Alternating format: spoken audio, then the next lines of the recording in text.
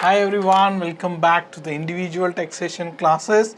We are in chapter 2, income and assets. In this particular video of the sources of taxable income part 3, I'll be walking you through in detail about what are the passive activity, what are the non-passive activity, what is passive income, what is non-passive income, rental real estate exception, and then we'll do some practice question. So let's dive into to understand more in detail.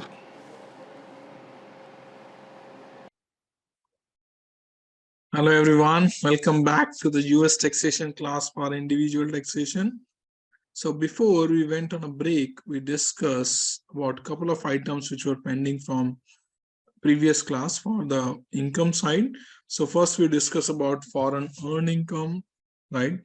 And then after we jumped on to the other income. In the other income, we understood about scholarship and fellowship, barter income, hobby income, alumni, income from alumni, and military combat pay. And then lastly, we discussed about cancelled debt, right? And now we need to start the passive income. Have you heard about this term before? Passive income? Do you have any idea what this passive income is all about? Yes, no? Partially yes, partially no. Huh? Yes, sir, in which we do not actively participate and we just, it's like, it's more like a routine job. Sir, can I give an example? Like Yeah, man. I rented a place one and I'm not usually involved in that. Can be like a passive income. Yeah. What else? In income in which we are not involved, sir, like not fully involved, but still we Yeah. are getting. Yeah. Absolutely true. So passive incomes are those income in which you as an individual is not actively involved. So it may be like rental income, maybe like royalty income, interest income, dividend income, right? Those all category of income would be considered as a passive income. So if you see here, passive activities generate passive income, right? So passive activity include trade or business in which taxpayer does not materially participate. Second, maybe like rental income, royalty income, interest income, or any activity in which taxpayers liability is limited. That is like limited liability partnership. So those kind of income are considered as passive income. What are non-passive activity which generate non-passive income? That also we should be aware of, right? So non-passive income are the business in which taxpayer are materially participate. That means in which individual who is a taxpayer is being actively involved. Individual is considered to be materially participate if one of the following conditions are met. So we understood the activities in which the individual is not materially participating are considered as passive income, passive activity, and any income generated from those activity would be considered as passive income. But the income which is being generated by material participation of the individual is considered as active income. So what is material participation? Let's understand that. First one is the activity for more than 500 hours in a year, right? For any particular activity in which an individual was involved for more than 500 hours in a year. How generally we calculate business hours in a month? Any idea? 40 hours a week or 45 hours a week, 48 hours a week? How do we calculate? Any idea? It's 8 hours per day. Say that 8 hours per day, yeah, generally. So generally we consider like 200 working hours in a month, right? That means approximate 2.5 months. If an individual is working for any particular activity, then that activity income would be considered as their active income, not passive income, right? Second is like, for example, let's assume, for example, like let's take my example. For example, I have invested around 600 hours. So first 3 months I invested and I developed a course curriculum, online course curriculum. And then, I sell it to Udemy or an Academy or maybe Coursera or maybe to the Byju's. And then those people are selling and giving me royalty, right? Let's assume I invested January, February, and March. And then from 1st April, all these online platforms, they have started selling my course. So in the year Jan to December, the income which I generated from the course will be considered as active income or passive income. Are you getting my point? Active income. Huh?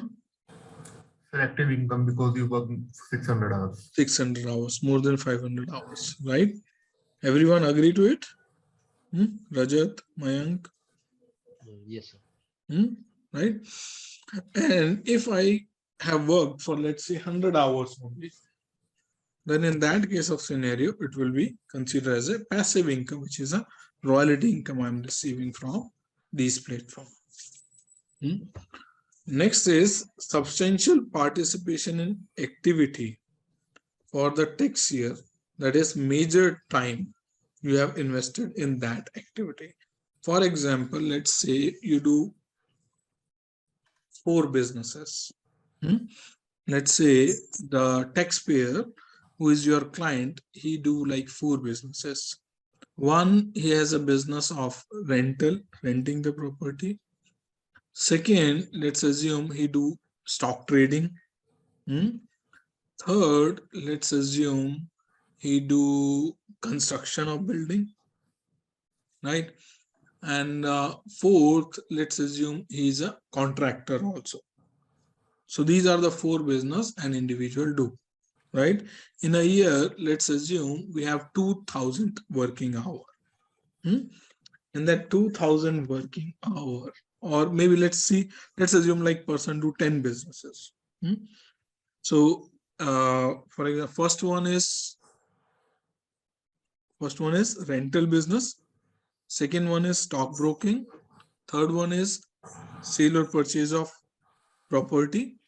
Fifth one is construction of property. Sixth one is, let's say he's a contractor, give labor, right? Seventh one is, let's say material supply, he do supply of material. Eighth one is, let's assume he do manpower supply also. And let's assume one more business he do is, what else you can what else? Freelancing. Free? Freelancing. Let's assume he do freelancing interior designing also. So let's assume these 9 business an individual do. So in 9 business, let's assume he invests, let's say 300 hours in renting out property, finding the, you can say, customer for the rental property, showing the property and explaining the property and lending out the property, let's assume. Let's assume 400 hours. Or maybe I can open an Excel sheet. Otherwise, we all get confused. Can you see my Excel sheet? Can you see this Excel sheet? Yes, sir.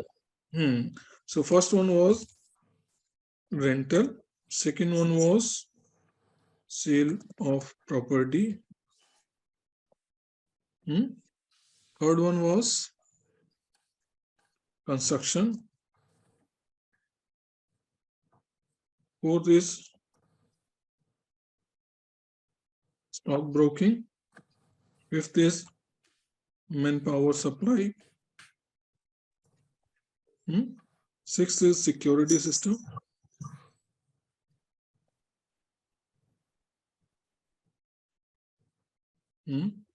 Seventh is material sale. Eighth is interior designing. What are we missing? One more, I think we discussed. Rental, sale of freelancing. Freelancing, we consider interior designing. What else you can think of? an individual might be doing.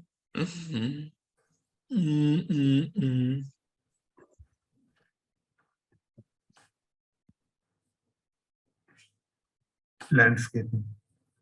No, let's assume landscape. Right. So these are activity an individual is doing. 1, 2, 3. Right. So let's assume for rental he invests 250 hours. For sale of property, let's say he invests 300 hours. For construction, he invests 500 hours. Stockbroking, he do 200 hours. Manpower supply, let's assume 250 hours. Security, we do this 150 hours. 300 hours. Material supply, 100 hours. Designing, let's say 150 hours of landscaping in a year, right? Approximate, 200 hours. 1 month he enjoy. Or maybe you can say this has 300 hours. This has 250 hours. This is 350 hours. And then let's assume this is 200 hours, right? So let's say 200 hours a month, an individual work, and for 12 months, he worked 2,400 hours, right? So this is a breakup of all the activity he do. Now let's look at here. First one is activity for more than 500 hours in a year. Which activity he invests more than 500 hours? This one? Yes, no? So this is active income. The income generated from construction of building will be active income for the individual. Yes, no? Yes, yes. Second, what says substantial participation in activity for the tax year. That means where he invested majority of the time, which is sale of property, right? After 500 hours, if you see this hours and activities, so if you do, so if you do this, if you do largest to small,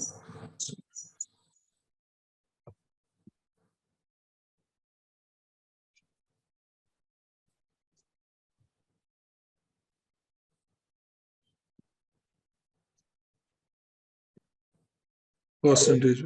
So this divided by this. If I say the percentage of time invested is this. So if you do this F3, we do. Now, how do we lock this E12? Through the dollar sign.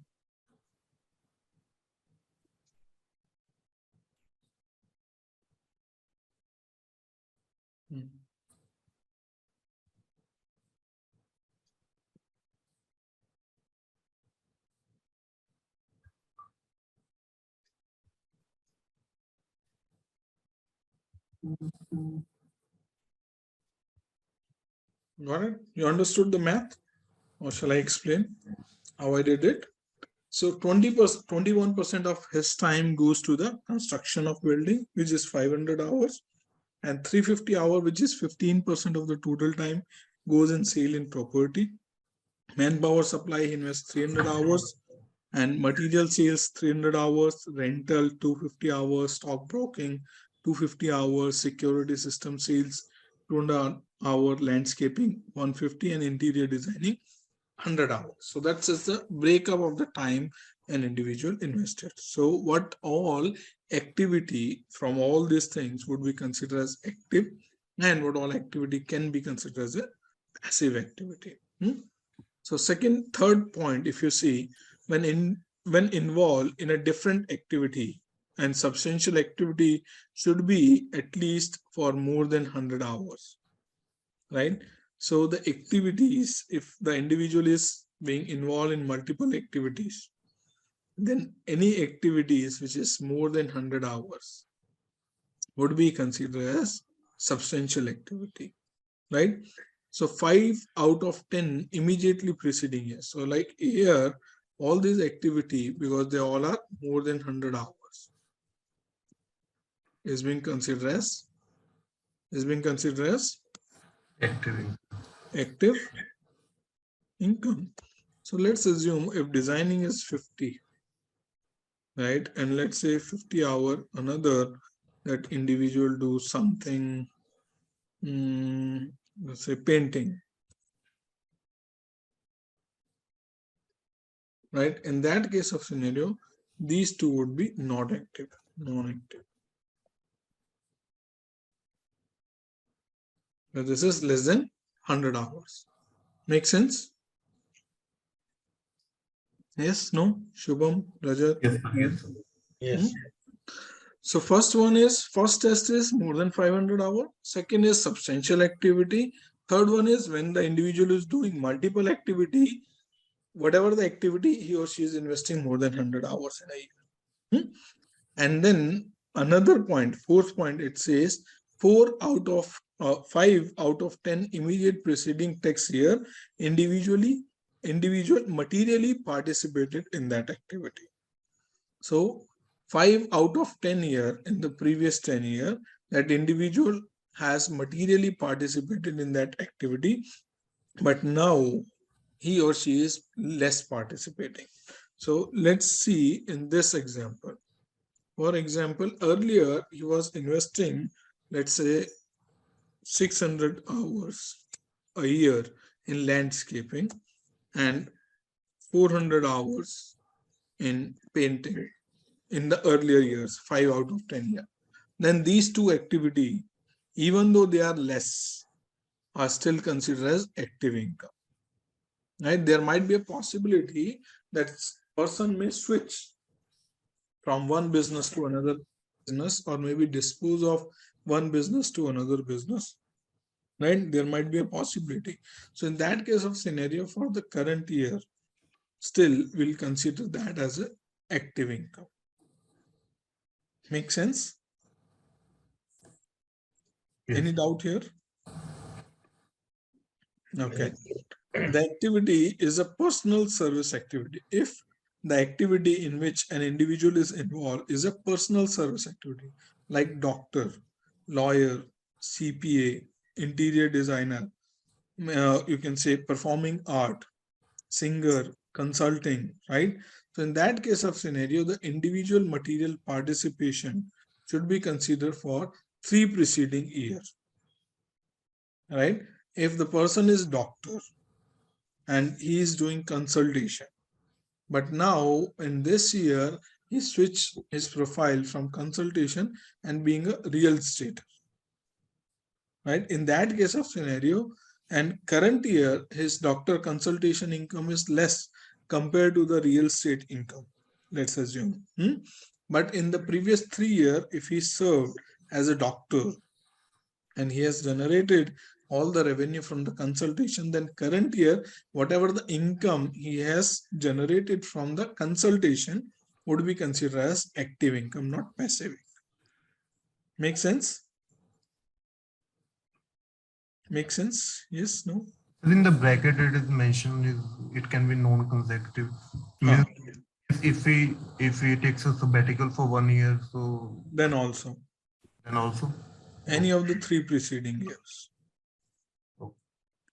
right? So, now we understood what is passive income and what is not passive activity, and their income should not be considered as passive income. So passive losses. What are passive losses? From the passive activity, if you are generating any loss, that loss is called passive losses. For example, you have purchased a house for, let's say, $100,000, right? On that, you have taken a loan, and the loan is, let's assume, 5% interest, right? So 5% interest means you are paying $5,000 interest. Let's do a simple math. $5,000 interest in a year. But that property which you have, and let's assume, let's do the math over here in Excel sheet. So let's assume you have purchased a property, purchased home for how much? $100,000, right? And interest rate at the rate 5%. So plus this multiply by 0.05. So $5,000 is interest. Property tax. Let's say you have paid $1,000 property tax. Then you have incurred certain repair and maintenance.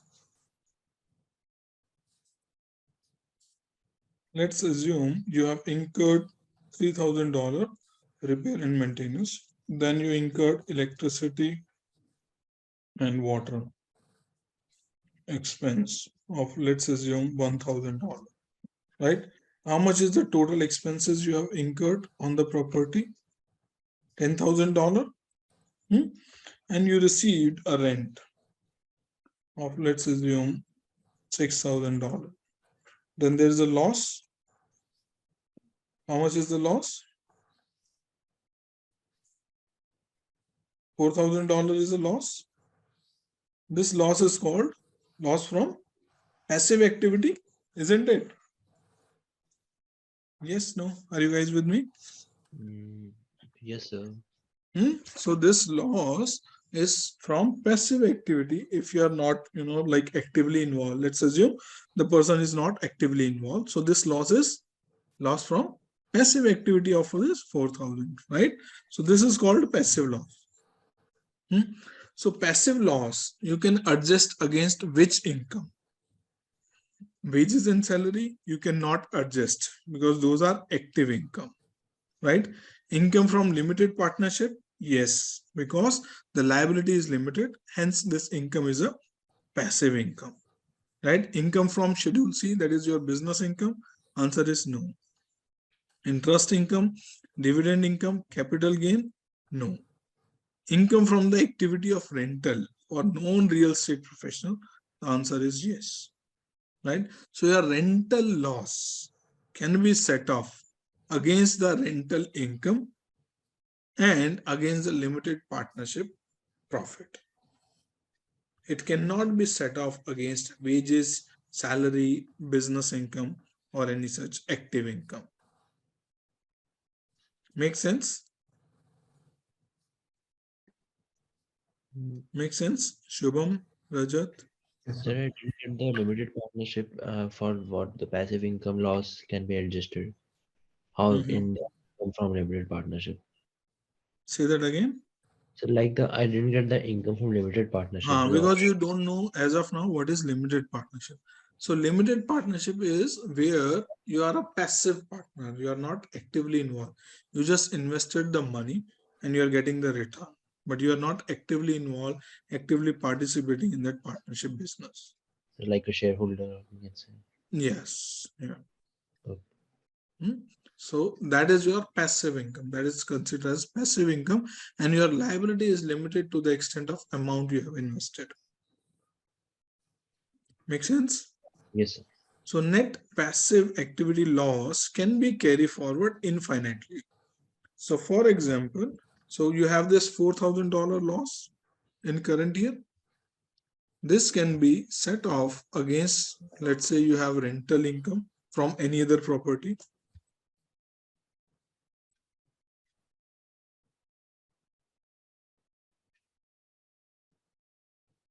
Let's assume you have favorable rental income of $1,000 from any other property, and you have profit from limited liability partnership of, let's say, $500. Then in that case of scenario, you can adjust this loss to this extent, and this can be carried forward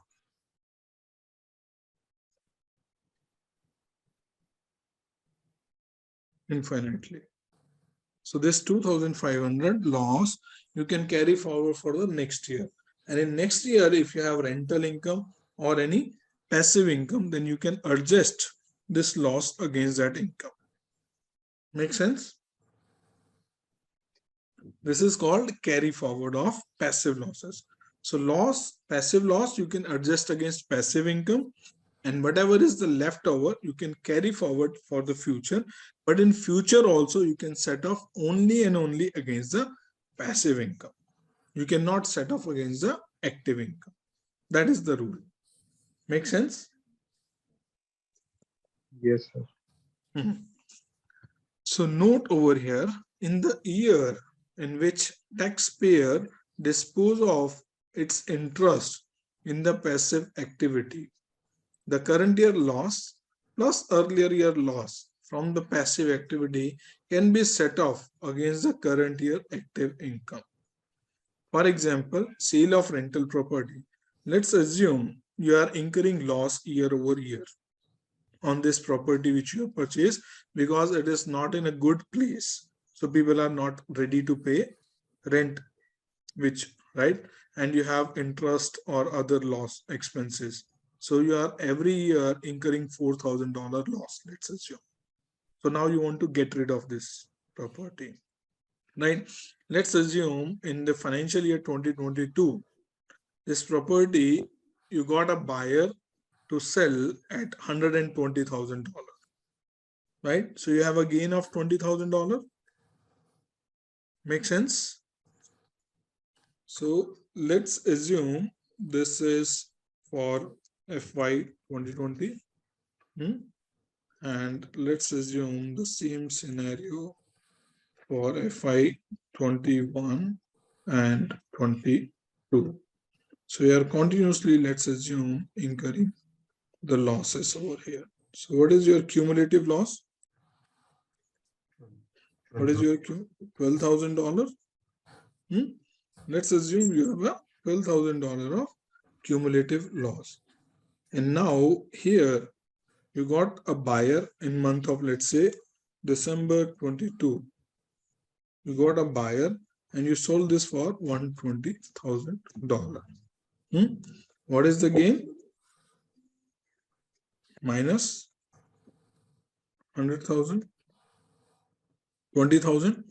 And against this gain, you can adjust this loss,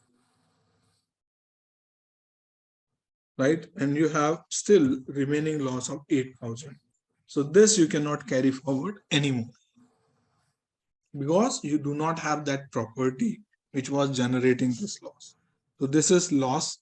This loss is considered as permanent loss. Oh, sorry, my bad. For example, this is you sold at 110. So you have 2,000 as a permanent loss. Total loss was $12,000 and the gain was $10,000. So you need to book a permanent loss of 2,000, which you cannot carry forward. Make sense? So now, if you look at the note which is mentioned here, in the year in which taxpayer dispose of the interest in passive activity. Interest in passive activity means that asset. The current year loss plus earlier year loss from the passive activity can be set off against the current year active income. So current year active income was $10,000 and the cumulative loss was $12,000, right? So for example, sale of rental property on which the owner was incurred passive loss. So generally, the loss from passive activity may only be used to offset the income from passive activity. And tax credit related to the passive activity can only be used to offset the taxes attributable to the passive income. Any excess credit carry forward to offset the future tax on passive income. But any carry over credit on a terminated activity may be lost forever if they cannot be fully utilized. In our example, that $2,000, because you have sold that asset on which you are incurring the loss. So whatever is the loss remaining is your permanent loss and you cannot carry forward in future. So example, if you see here, carry forward loss from rental property and disposition of the property in current year. Maximum allowed deduction from the, so this is another point. Sorry, one second. Make sense? That $2,000 which we discuss as an example, this $2,000 is your permanent loss, and this you cannot carry forward. Now the maximum should be carry over credit, should be carry over loss. Sorry, say that again. This in this note, any carry over credit should be credit loss. Or I think it should be loss instead of credits. No, credit means tax credit. Okay, tax. So for example, if you have 20,000 loss and you have 20% tax rate, so 4,000 is called tax credit. 20,000 multiplied by 20%. So that's a terminology maybe in US they use, right? Maximum allowed deduction from residential rental property is $25,000. So you cannot claim more than $20,000, right? So this is like upper limit. Second point over here, which is required our consideration, is rental real estate exception. A certain taxpayer may deduct real estate rental loss from active and portfolio income. This treatment applies to the taxpayer who materially participate in the real property. That means you are a full-time real estater, right? It's your permanent business or it's your permanent source of income in which you invest most of your time. So your job is renting out the properties only. So let's say, like, for example, your parent has given you $1 million money, right? And you purchase a piece of land for $500,000 and you invested to make a, let's say, 20 home in that landscape. And now you're just enjoying the life, right? And now you're just taking the rent out from all these 20 homes which you have built. And from that rent, you are enjoying your life. So your most of the time and your only source of income is the rental income, and only activity as a business activity you perform is letting out those houses, right? So in that case of scenario, it is your business income, it is your active income, it's your portfolio income. This treatment applies to the taxpayer who materially participate in the real property trade of business. So both individual or closely held C corporation may qualify. The individual must meet the following two tests to consider that real estate income as a business income. First one is more than 50% of the work in real estate. Second, at least you spend 750 hours or more during the year for that activity, renting out activity. Then that activity would be considered as your business activity or active activity, right? So note, a married couple, or you can say married filing jointly coupled, meet this requirement only if one spouse separately satisfies both the tests. So for example, your husband and wife, both of you file married filing jointly return, right? If one individual, let's say wife, is managing all the rental property and it's being her job to take care of all the properties, and that's the only thing she do, and you as a husband do your job or maybe other business, and now you're filing married filing joint return. So can you claim this 25,000 deduction or not? Can you claim this as a business income or not? Answer is yes. Because if one spouse is meeting these two criteria, that means more than 50% work in real estate or more than 750 hours in a year. So she has already done this thing. So hence, you can consider this as a business income, not the passive income.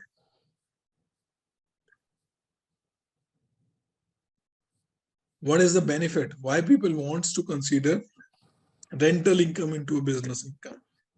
So that's the reason of tax planning, because they may have like income from various category of businesses, right? That cannot be set off against the losses of this passive income. If this comes under the category of the business income, then they would be in a better position to set off their losses. set of their expenses. Because if it is your passive income, if it is only rental income, then you can only adjust all these expenses which we have discussed, right? Interest expense, property tax, or some repair maintenance, or electric, water, city, right?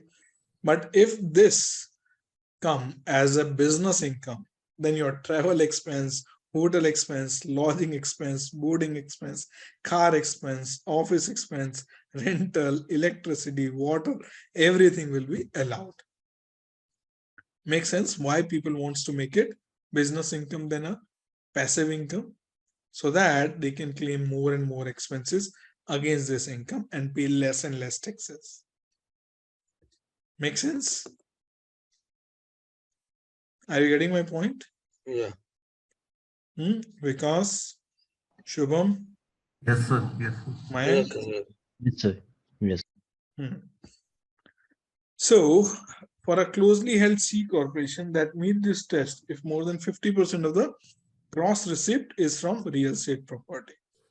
So, any company, for individual, we discuss more than 750 hour or 50% of the time. For the company, if their receipt, if their revenue is more than 50% coming from the rental income, then that rental income can be considered as their main source of business. Other taxpayer who actively participate into rental activity but not meeting the above limits and own at least 10% of the activity may also deduct the following amount from the loss from the activity or portfolio income. That is loss of $25,000 or $25,000 minus 50% of their AGI minus 100,000. So that amount they can deduct. Whichever is lower, they can consider as a deduction from the active income. If the married is filing separately, as you know, if you're married and you're filing separately, you'll get less deductions. So same is the reflection here. You see 12,500 and then 12,500 minus 50% of AGI minus 100,000, whichever is lower. Right? Any doubt on the rental income?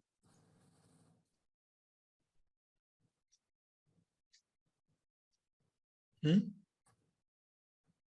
got it? What is passive income and what is non-passive income? Yes, no, kuch to bol do. Yes, sir. I will. Got it? So passive loss deductions and mainly about the rental stuff, right? So now let's do some practice question. John and Jim had income from investment in 2021, right? John and Jim have income from investment in 2021. They also earned a substantial amount in wages. So they have wages income and they have some income from the investment. Most of their dividend and interest is reinvested. Whatever the amount they have earned as interest or dividend, they have done the reinvestment of the same. The reinvestment income include $2,000 in dividend from mutual fund, interest from saving account $3,000, and interest from certificate of deposit $4,000. Dividend from the stock was $5,000 was received and spent. Interest of $1,000 earned in 2021 on the loan from a friend was not received until the following year.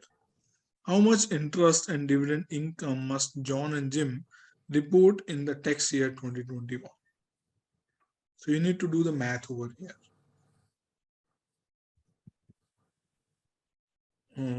Let me put this question here and we all can do math together.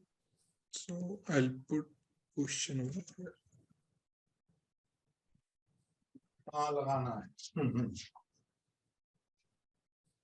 Can you see the question? Can you all see the question? No, sir, the screen.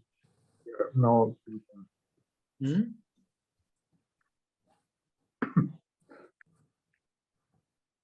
Right? Can you all see the question now? Yes, sir. Okay, so let me delete this one. So now let's do the math together. So they also earn a substantial amount of the wages, most dividends. So reinvested income included 2,000 dividend from the mutual fund. So dividend from mutual fund, how much is 2,000? Interest from saving. Yes, be interest. How much? 3,000. Right? Interest from certificate of deposit, COD interest. How much? 4,000. Right? Dividend from stock. How much?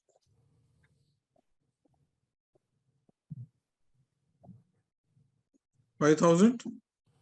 Right? Then interest of 1,000 earned in 2021 on a loan from a friend was not received until the following year. 1,000 interest on loan to friend. Right? These are all facts we have. What all income you need to consider as taxable income? So these are the facts. What will be considered as a taxable income of current year?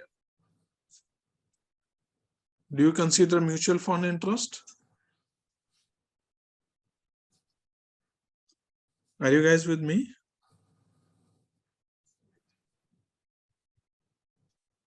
Hello? Yes, Are you sir. guys here?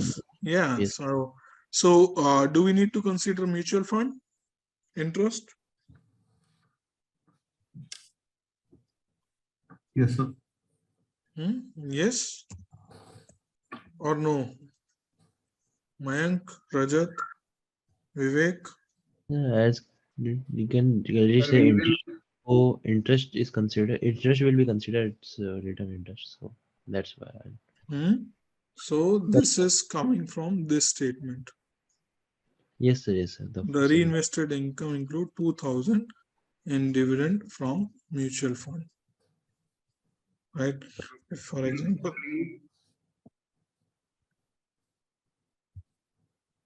I it's simply written dividend. So it's written it's dividend. So I think it will be considered. Sir, we will not consider the $1,000 earned because we have not received that amount. Rest all we will consider everything. So you are saying all these things will be considered, not 1,000. Why? Because we have not received the amount.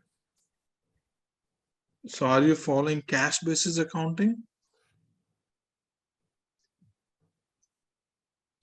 or accrual basis accounting?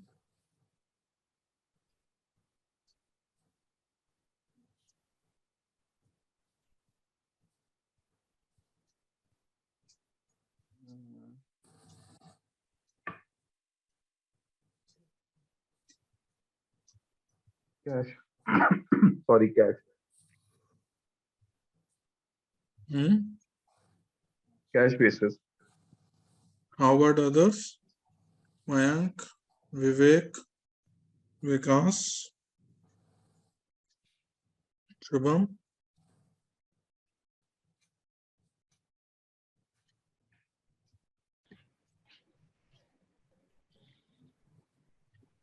Come on, guys. Don't delay your departure.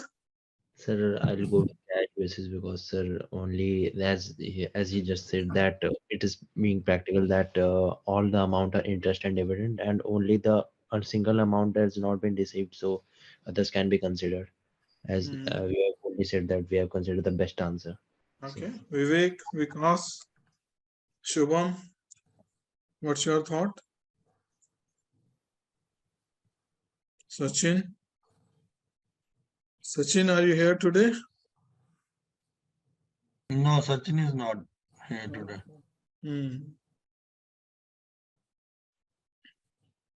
What's your answer, Vivek?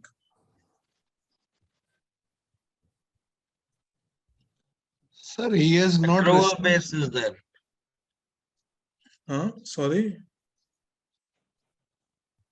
Accounting method should be accrual. But for, okay. Vikas, what's your answer? Sir, he has not received it, so I guess it is cash method.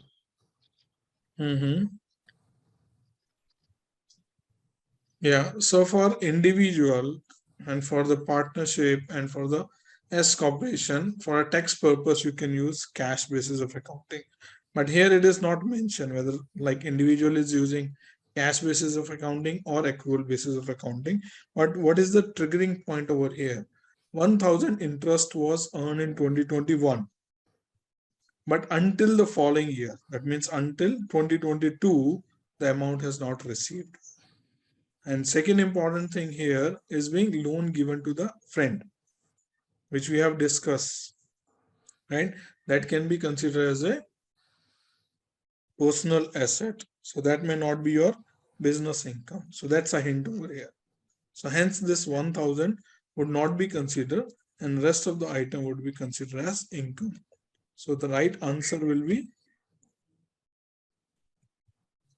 $14,000. Make sense? Huh, Vivek? Yes. Okay, so next question is, which of the following statement is correct concerning the foreign earned income exclusion? What is foreign earned income exclusion? 108,700, 108,700 and certain house deductions. Yes, no? Do you remember foreign earned income which we discussed in initial of this start of this class? Do you remember the foreign earned income? Vikas, Vivek? Yes. Remember. Why you guys are not responding? Okay, so question is, which of the following statement is correct?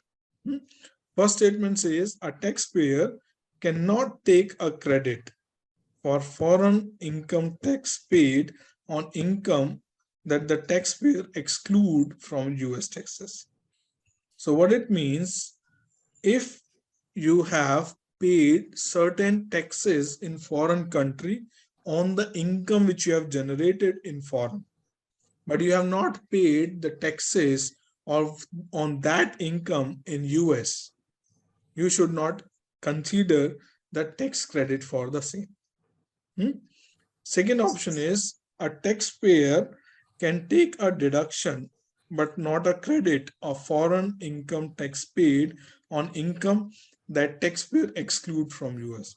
If you have income in, let's say, in Europe, and you have paid certain taxes in Europe, and in US, when you are filing your income tax return, you are not supposed to consider that foreign income as your taxable income in US. Do you get any deduction? Yes or no?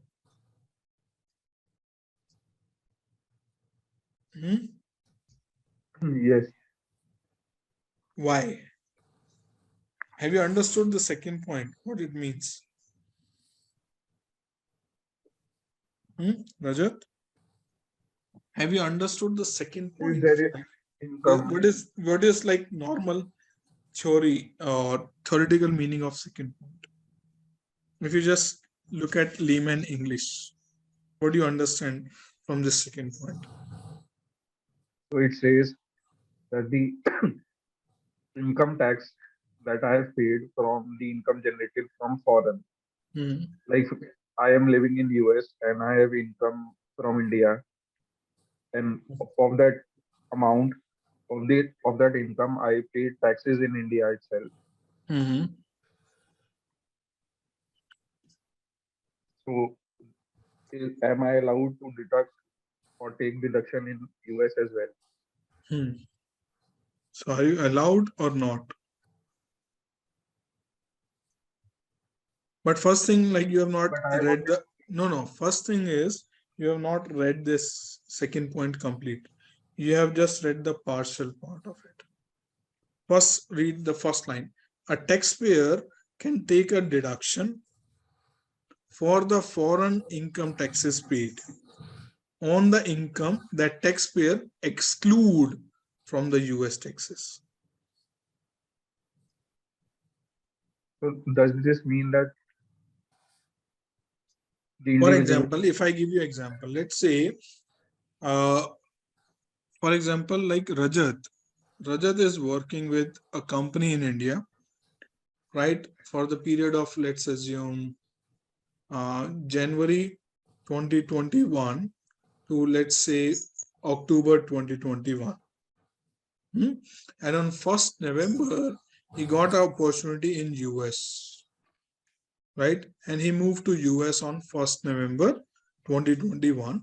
So November and December, he earned income in US, right? So he lived in US as non-resident alien. Yes or no? Yes. What is the residential status of Rajat in US? Non-resident alien. Non-resident alien. Everyone agree? Yes. Vikas, Vivek, Mayank. Yes, sir. Right.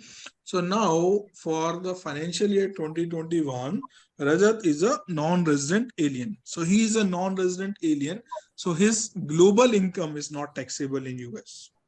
Right. His US income is only being taxable in US. Make sense? Worldwide income of citizen and resident alien is taxable in US. Not for Rajat. Make sense? Is it true? Yes. Right? Yeah. So in that case of scenario, when Rajat is filing his income tax return in US, he is not disclosing his income in India for Jan to October period. Right? For Jan to October period, he has filed the income tax return in India. And for November and December income, he has filed the income tax return in US. Very simple. Yes or no? Yes. So now, whatever the taxes Rajat has paid for Jan to October period in India, can he take any credit of that in US? Can he take any credit of that in US? No, he cannot take. Huh? Rajat, Mayank? No, sir, he cannot take, sir. No, he cannot take. Vikas? He's a non-resident. Rajat, does it make sense? ठीक है, non-resident. ठीक है, got it. No, sir, he cannot take. So what is the second point is? A taxpayer. If I was a resident, then I'm coming to that example. I'm coming to that example. So first, let's understand this second point mean. A taxpayer can take a deduction for foreign income taxes paid on income that taxpayer exclude. That means you're not considering that into the US income tax. Right? So this is incorrect statement. Make sense? Rajat? Okay. Make sense or not? Or you still need clarification?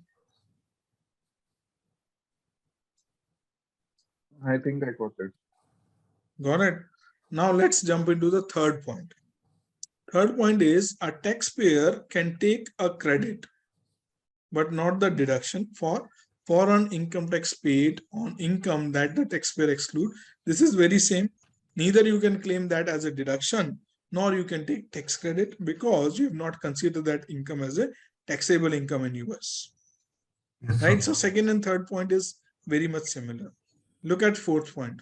A taxpayer can take credit or deduction for foreign income taxes paid on income that the taxpayer excluded from US tax. So that also from, right? So here they are saying take credit or deduction. The above they are saying credit, not the deduction, and above they are saying deduction, not the credit. So none of the answer are second, third, and fourth is incorrect. Now look at the first option. A taxpayer cannot take credit or deduction for the foreign income taxes paid on income that the taxpayer exclude from the income. Right? Does that make sense? This why this statement is right? Yes, sir. Mayank? Vikas? Sir, could you please go again, sir? I'm not able to get that, sir. Simple. For example, like, have you got that example which we shared about Rajat? Yes, sir. I got that. So in that case, what was the example? If you can help me reiterate the same, or what you understood from that example. What is the example? So like he was staying in the US as a non-resident alien, and the basic was that he was not able to get the a deduction. So that was the clear case, sir. So example was for the financial year 2021, Rajat was in India from 1st January to 31st of October, and he was working in India. And on 1st November, he moved to US. November and December, he earned in US. Right? For the financial year 2021, in US, he's a non-resident alien. So when you are a non-resident alien, you are being liable to pay tax only on the income which you have earned in US, but not to the global income, not to the worldwide income. Make sense? Yes, sir. So in that case of scenario, if you are declaring only November and December income in US, income tax return, and you are paying taxes for that only, then can you consider the income tax which you have paid in India as a deduction in US income tax return? The answer is no. Yes, sir. So that is what mentioned in first point if you read it carefully. So like the income which we have earned from US is not taxable in India. So is that what you're saying, sir? Read the first point once again carefully.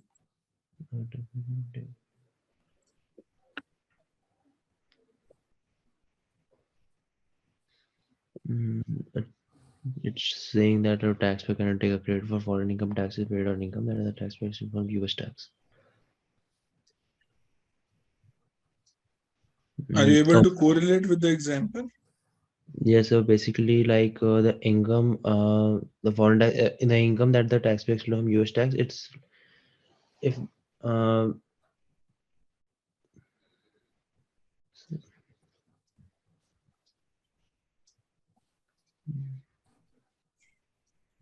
Shall I do on Excel sheet? yes, I'm not able to get that clearly. Sir. Okay, let's jump into this Excel sheet. Let's say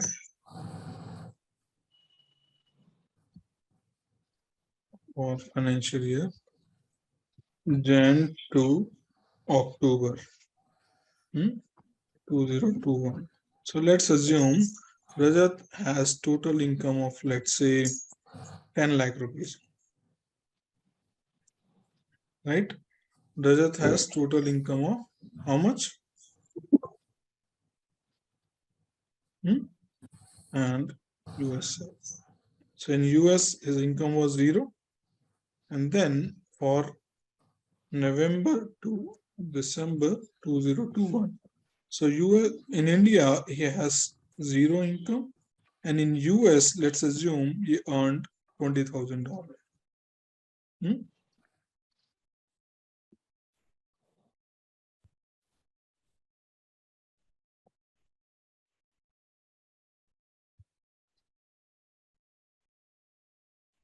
Right?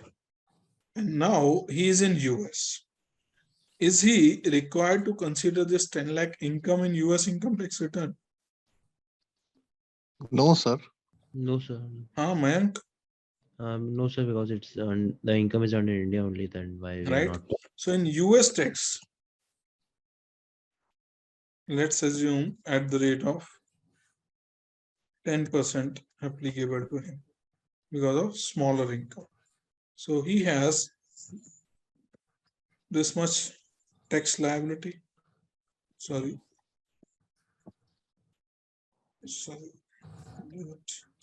$10%, $2,000, right? And he paid $2,000 and he filed the income tax return. And in India, let's say he has at the rate of, let's say, 20% slab. So in India, he has paid this multiplied by 0.2, this much amount of taxes. So in US, can he take a credit of this $2,000 or 2 lakh rupees? Can he take a credit? Can he say like, I have paid 2 lakh rupees in India, divide by 80, give me this much tax credit? Can you do that? No, No, sir. probably no, because the taxes in India only validated. So why not? Then why we go for US? Sorry, say that again. Sorry, like just like the tax rate, the tax is on India only. So why will go to US and say that we have already paid that much tax in India? So I think probably no. So now, if you read this carefully again and correlate with the example.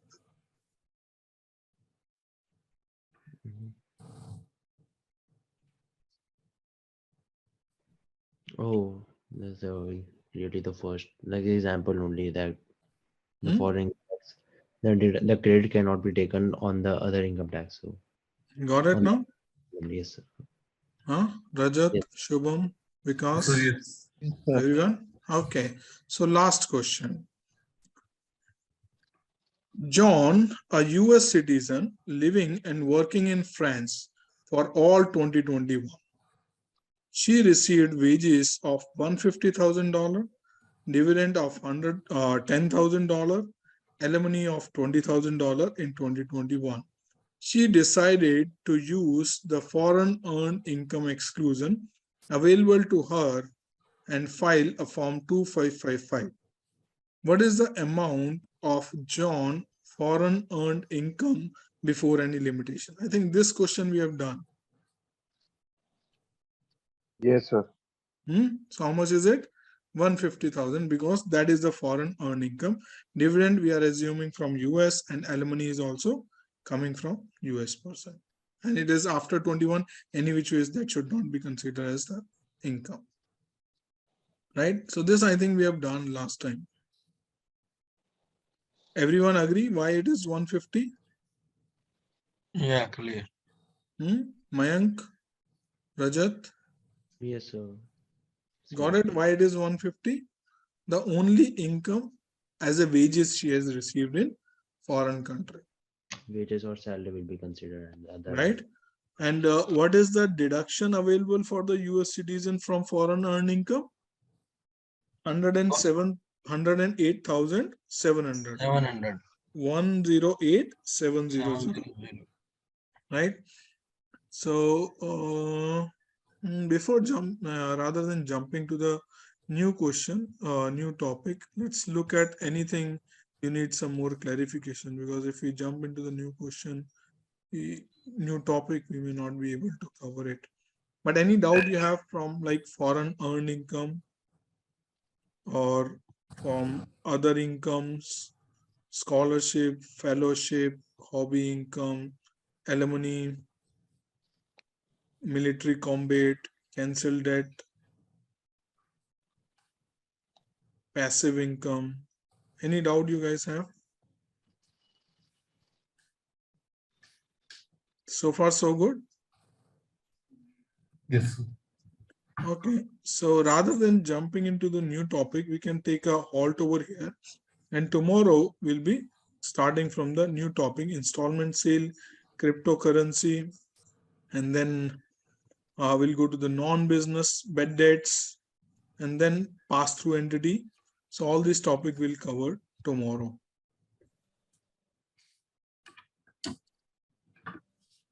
So I'll send you the notes which we have covered today. So please go through those notes before coming to the next class and do some practice also. Right? So see you tomorrow at 4 o'clock. And tomorrow we'll be starting at 4 o'clock. Okay, Okay, sir. Okay, sir. Cool. Enjoy the rest of your evening.